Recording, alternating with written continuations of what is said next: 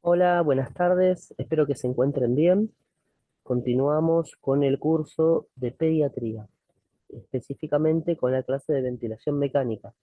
Ya estamos en la segunda clase de ventilación mecánica. Hay varias, incluso hay una clase que tiene que ver con la ventilación mecánica, pero ya es una segunda parte, ¿sí? Así que bueno, vamos a avanzar con estas clases, con estos temas, de a poquito.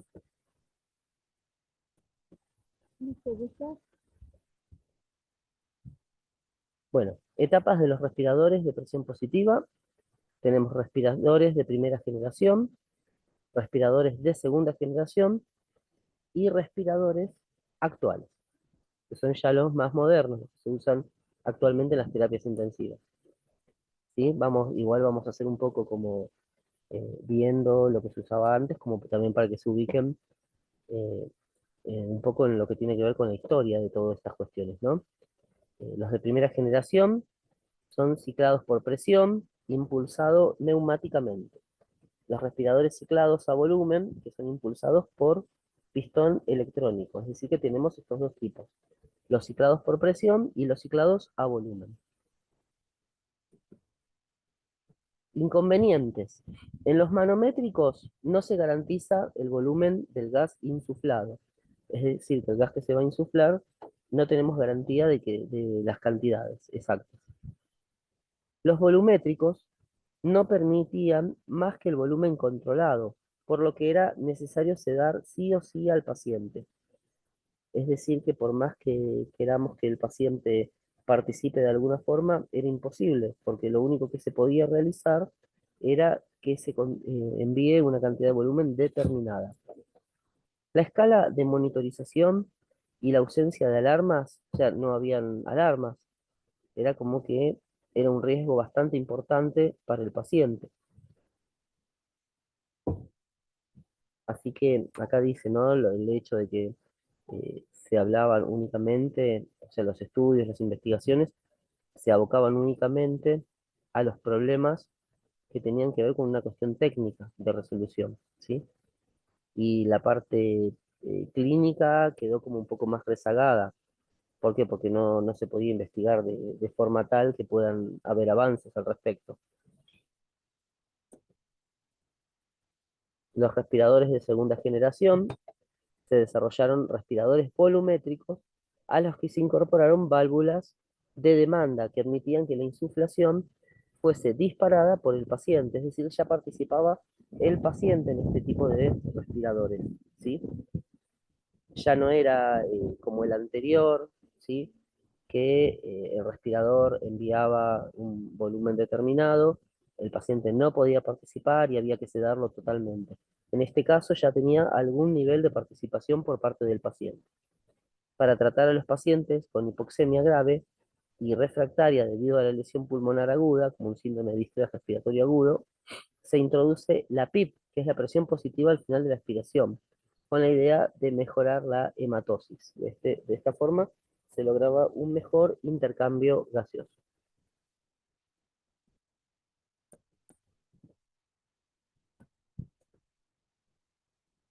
Respiradores actuales, ya entrando a las generaciones modernas de respiradores,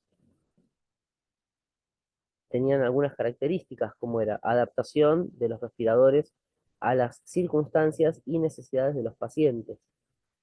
Si bien los de segunda generación ya tenían algún tipo de funcionalidad que le permitía participar al paciente en el funcionamiento respiratorio, estos respiradores actuales ya permiten un mayor eh, compromiso y actuación por parte del paciente para la ventilación mecánica adecuada. Búsqueda de estrategias ventilatorias específicas, mejora constante de la monitorización de los parámetros del respirador. Ya aparecían los niveles de alarma aceptables también para poder realizar procedimientos y evaluar de una forma más exhaustiva a los pacientes. Concepto de ventilación mecánica. La ventilación mecánica es un procedimiento de respiración artificial que sustituye la función ventilatoria de los músculos respiratorios. El respirador, o ventilador también llamado, es una máquina, tiene elementos que son diseñados específicamente para transmitir y aplicar energía adecuada para lograr un trabajo útil. Eh, los ventiladores se clasifican según la forma de determinar la insuflación o cicla. Los dos tipos principales son los ciclados por presión o manométricos y los ciclados por volumen, tiempo o volumétricos, que garantizan el mejor suministro de gas al sujeto de atención. Principios físicos del respirador. Un respirador es un generador de presión positiva en la vía aérea durante la inspiración. De esta forma, ayuda a o reemplaza lo que es la fase activa del ciclo respiratorio en el paciente. A esta fuerza o presión creada por la máquina se ponen otras de diferente magnitud, dependientes de las resistencias al flujo aéreo del árbol traqueobronquial, generados por el paciente, ¿no? Fases del ciclo ventilatorio, tenemos tres fases. La fase 1, que es la insuflación, es decir, cuando el aire ingresa a los pulmones. La fase 2, que es la meseta, es un espacio de tiempo donde, no, donde el aire deja de ingresar, pero es absorbido por el paciente a través de la hematosis, que es el intercambio gaseoso, y fase 3, que es la deflación. Ahora igual vamos a ir explicando cada uno de estas fases.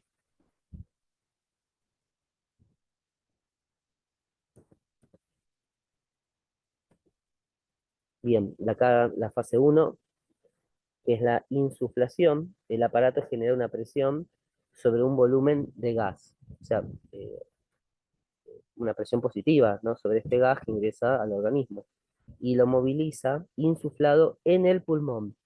Ahí estaríamos hablando de volumen corriente o volumen total, que es la cantidad de aire que ingresa a los pulmones, en centímetros cúbicos. La presión máxima alcanzada en la vía aérea se la llama presión pico. Ahí está, esta es lo que está entre paréntesis, ¿no? Y está en relación con la resistencia total respiratoria al flujo y tiene que ver también con la elasticidad pulmonar. Para que pueda ingresar el aire suficiente, los pulmones se expanden de forma tal que haya una elasticidad adecuada a la cantidad de aire que va a ingresar.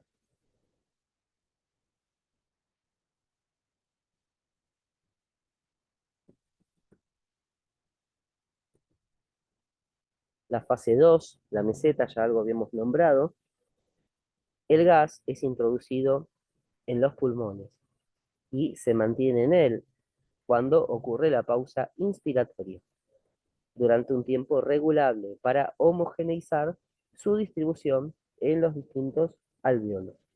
Al ingresar a los distintos alvéolos, va a producirse el intercambio gaseoso, que es lo que llamamos homeostasis, ingresando a los pulmones a través de las arterias o arteriolas que entran en contacto con los alvéolos.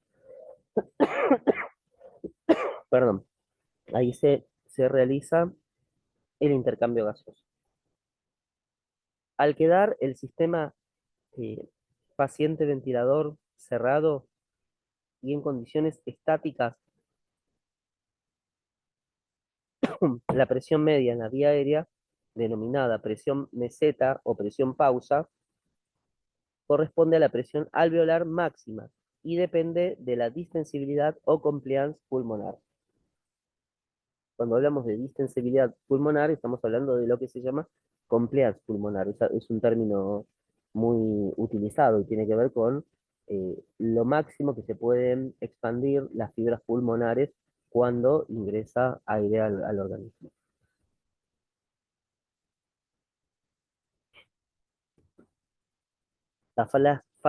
Fase 3, que es la deflación, es el vaciado pulmonar.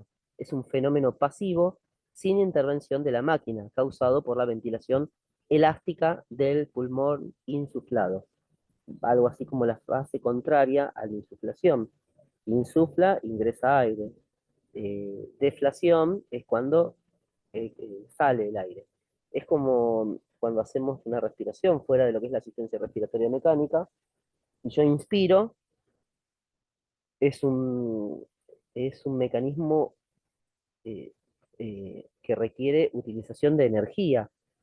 Cuando exhalo, este aire que sale de los pulmones no se utiliza una cuestión de trabajo muscular positivo, sino que es pasivo, ¿sí? La pasivo es perdón, activo es el insuflado y la deflación es pasivo. La presión decrece durante la expiración hasta llegar al cero o igualarse a la presión atmosférica. Ciclado, una vez transcurrida, son términos que hay que saber, que tienen que ver con la mecánica respiratoria, con la asistencia respiratoria mecánica, ¿no? Pero bueno, una vez transcurrida la insuflación, o sea, insuflación cuando ingresa aire al cuerpo, ¿no? Y la pausa, la expiración se inicia cuando el ventilador detecta por un mecanismo eh, que sensa, ¿no? Es un sensor en realidad, que se ha alcanzado un determinado valor. Clasificación de los ventiladores. Tenemos, ya un poquito igual ya lo veníamos hablando, ahora vamos a profundizar un poco más. Respiradores volumétricos y respiradores manométricos.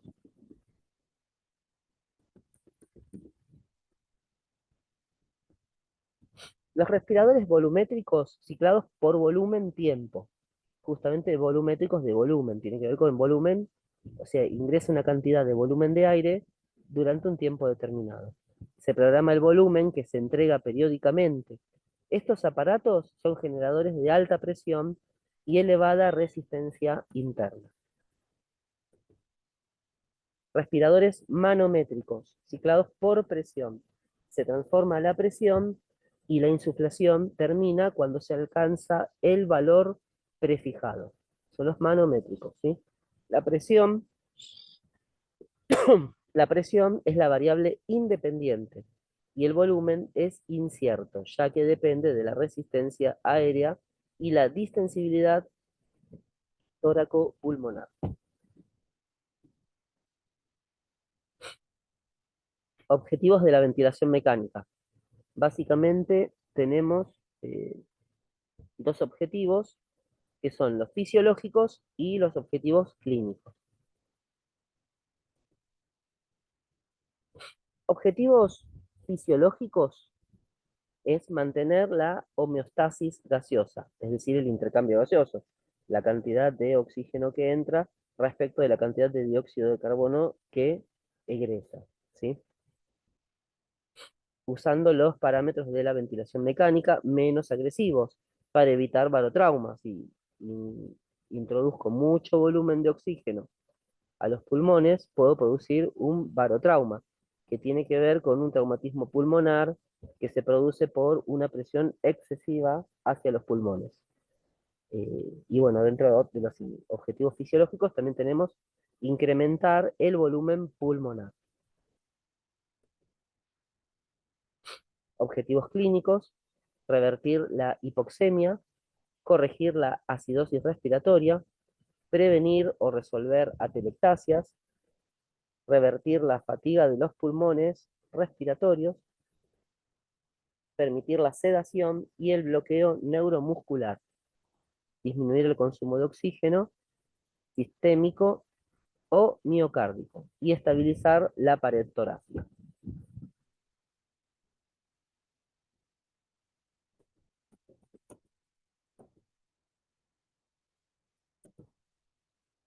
Parámetros de referencia, recordemos que si bien estamos hablando de asistencia respiratoria mecánica, estamos hablando de parámetros de referencia en lo que es pediatría, ¿sí? Porque estamos en el curso de pediatría, no en el de terapia intensiva, aunque un poco con el de pediatría vemos temas de terapia intensiva, ¿sí?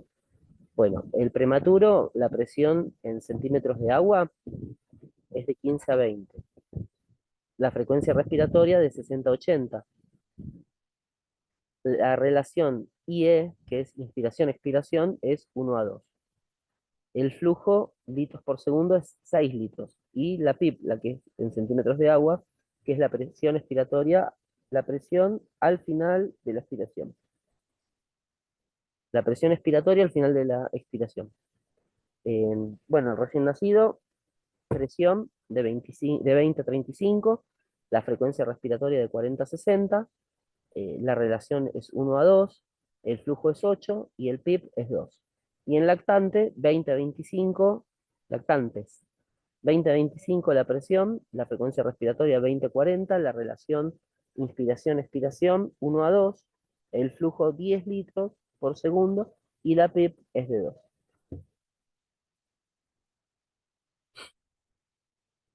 Bien, indicaciones generales de la ventilación mecánica. La insuficiencia respiratoria aguda constituye la indicación de asistencia respiratoria mecánica. Indicación esencial, ¿no? Bien, la indicación se sustenta en pautas clínicas, mediciones de laboratorio y consideraciones éticas. Aspectos clínicos. Ahí hablaríamos de patología pulmonar o parenquimatosa, patología neurológica y otras. Ahora vamos a ir viendo una por una. Patología pulmonar parenquimatosa, deterioro respiratorio progresivo a pesar de la utilización de recursos terapéuticos como broncodilatadores, adecuación de la volemia, corrección del medio interno, cianosis con FiO2, a pesar de que de que está recibiendo oxígeno, sigue con cianosis. Signos que sugieren la fatiga pulmonar o shock. La fatiga pulmonar puede llevar al paro cardiorrespiratorio, tengamos en cuenta eso. Patología neurológica, por ejemplo, que puede producir apnea, ¿no? Paro cardiorrespiratorio de cualquier etiología, tratamiento del edema cerebral, patología neuromuscular, como, bueno, y ahí la patología neuromuscular puede producir taquipnea, sudoración, cianosis, incapacidad ventilatoria progresiva, ausencia de reflejo de las vías aéreas superiores. Otras puede ser un shock prolongado, traumatismo torácico, puede ser producto de este traumatismo torácico, producto de una contusión pulmonar, inestabilidad torácica, puede ser postquirúrgico de cirugía tóraco-abdominal, aspiración masiva, como eh, en el caso de una asfixia por inmersión, un paciente ahogado, ¿no? Edema pulmonar.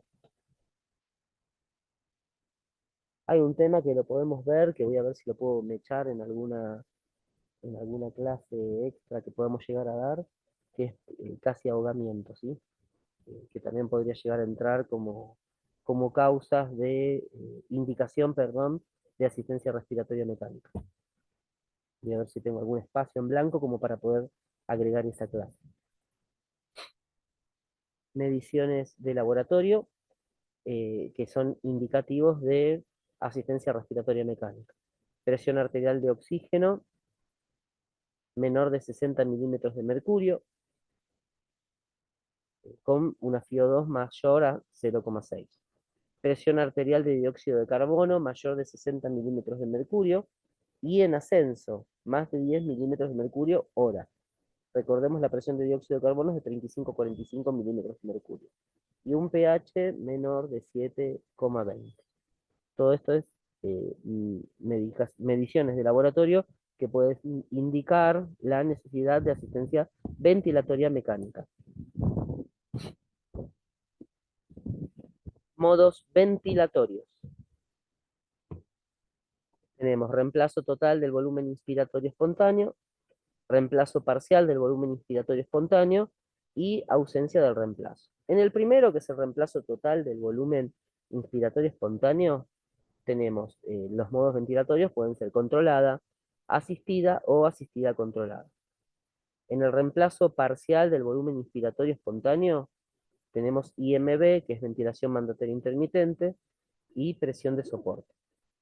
Y en la ausencia del reemplazo, CPAP, presión positiva continua de la vía aérea, BiPAP o tubo en T.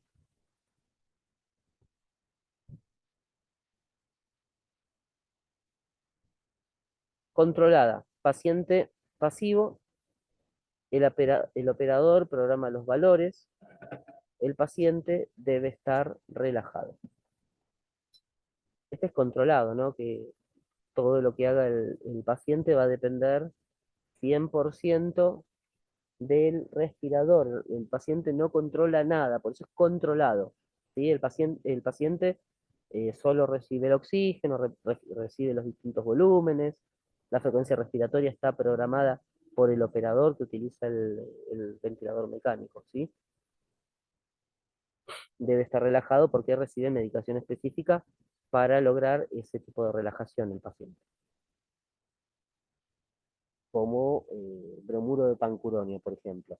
Igual ahí me estoy adelantando un poco porque en clases sucesivas vamos a ver algo de medicación en la asistencia respiratoria mecánica y ahí se va a poner un poco interesante por el tema de lo que es la medicación.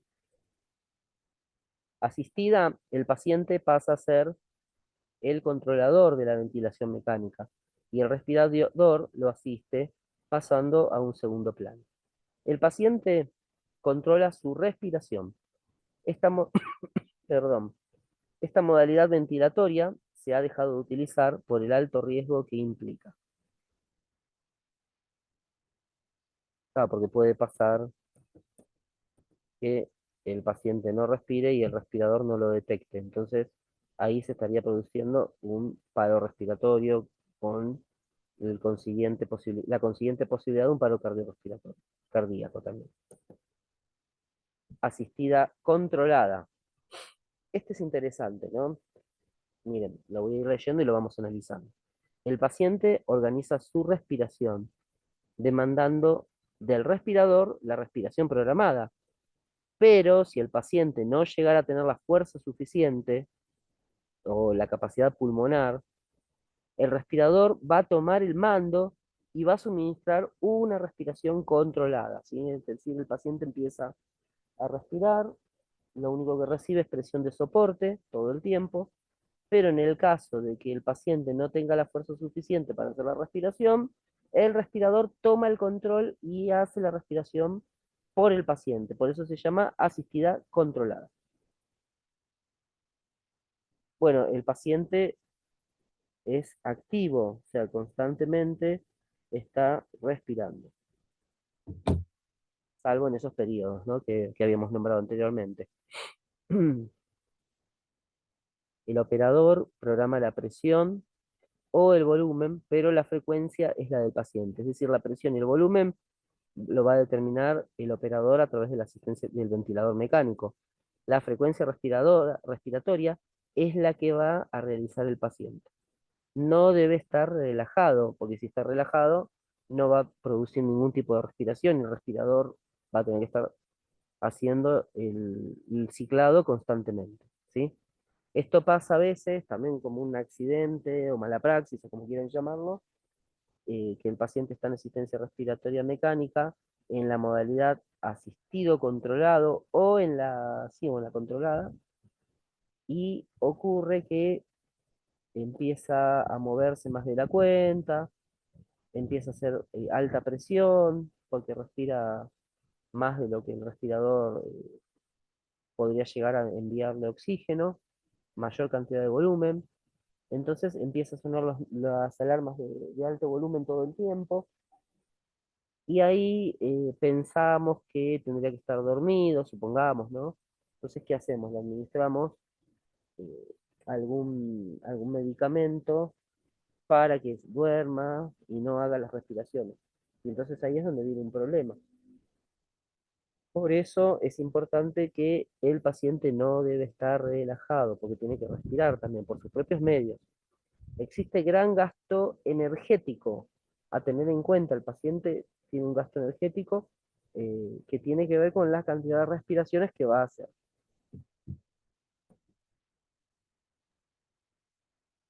IMB, ventilación mandataria intermitente. La frecuencia es compartida. Respiraciones espontáneas del niño con ventilación programada. Existe gasto energético, presenta menor repercusión hemodinámica y la presión intratorácica es más baja. IMB, las modalidades puede ser SIMB, que es ventilación mandatoria intermitente y sincronizada, y la otra es MMB, que es ventilación mandataria minuto. SIMB, ventilación mandataria intermitente sincrónica, el respirador no se dispara en el momento programado, sino que en ese momento queda a disposición del niño, quien inicia la siguiente respiración, y ahí se dispara el respirador. Se evita la posibilidad de barotrauma de esta forma.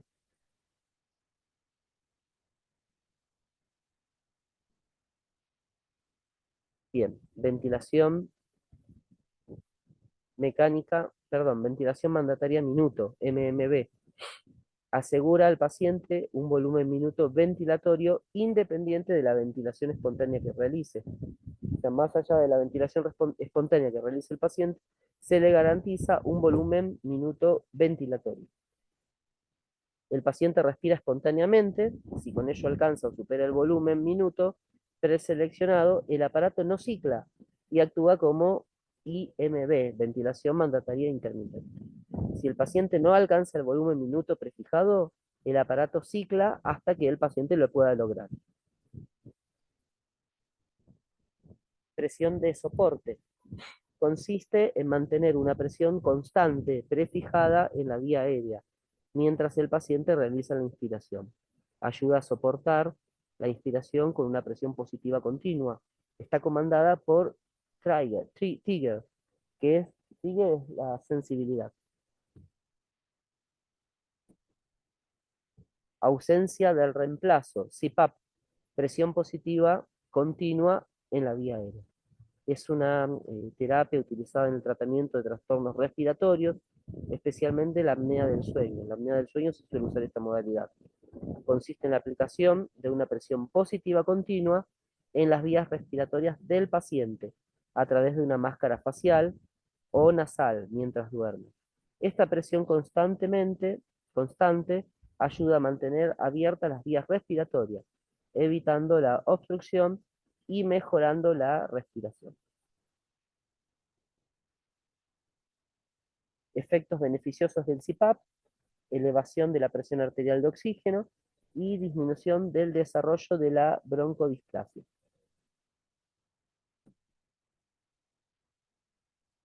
Efectos perjudiciales del CPAP: seguimos con el CPAP, que no nos hemos ido de ese punto. Disminución del gasto cardíaco por disminución del retorno venoso intratorácico debido al aumento de la presión transpulmonar. Y bueno, el barotrauma por rotura alveolar. Si se sobrepasa el límite de distensibilidad, se puede producir barotrauma.